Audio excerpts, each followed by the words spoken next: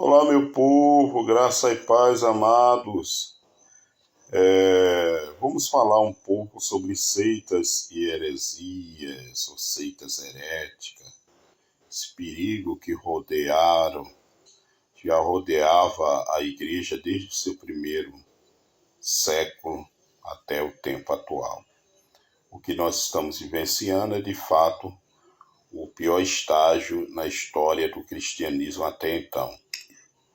Conforme Paulo alertou a Timóteo em sua primeira carta, no capítulo 4, versículo 1, nós vemos Paulo advertindo a Timóteo sobre o perigo dos falsos mestres e de suas heresias.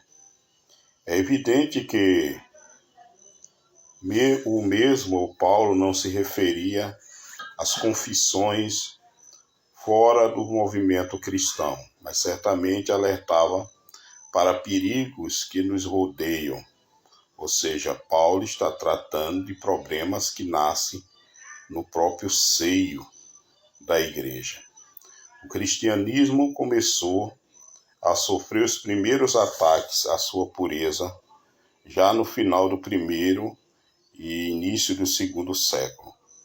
Com o surgimento dos chamados gnósticos, um grupo começou a pôr em dúvida a plena humanidade do Filho de Deus.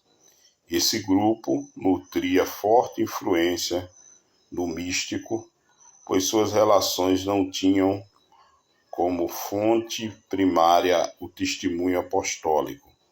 Sua doutrina estava baseada em relações em anjos, A gnose, que significa revelação, desses líderes eram trazidas por espírito de luz, os supostos anjos.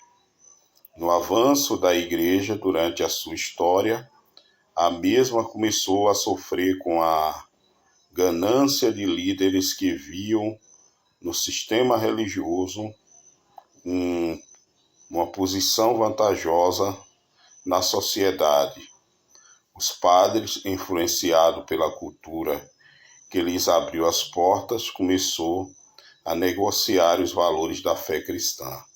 A roupagem pagã foi incorporada ao que indevidamente chamam de cristianismo. A igreja agonizava e muitos que lhes opuseram sofreram morte cruel, onde a fogueira era o menor dos castigos. A reforma reclamou a sua pureza, gritou pela independência religiosa da tradição da igreja, resgatou a autoridade das escrituras sagradas, rompeu com a interpretação alegórica e firmou a sua interpretação literal das escrituras. Destruiu as bases do sacerdote restrito e retomou o sacerdócio universal. Os valores da reforma foram singulares, pois sua intenção era o contraditório, mas a pureza, pois sua intenção não era o contraditório, mas a pureza da fé cristã. Do sistema falido que reclamava o mesmo representar a verdadeira fé cristã e apostólica, mas não precisa de muito esforço para se constatar a inverdade de tal declaração. Mas, por um lado, resgatando-se a pureza doutrinária, a reforma não ficou de tudo ilesa de falhas, pois a unidade aos poucos ficou enfraquecida. A liberdade de se ter a livre interpretação das Escrituras teria seu preço. Os lobos vão surgindo, ganhando seu espaço dentro da comunidade protestante. Começou com a teologia liberal, onde a veracidade de alguns textos começaram a sofrer questionamento. A Bíblia já não seria a palavra de Deus, mas apenas continha a palavra. Até a pureza sofreu a influência de espíritos legalistas, onde a graça parece irrelevante.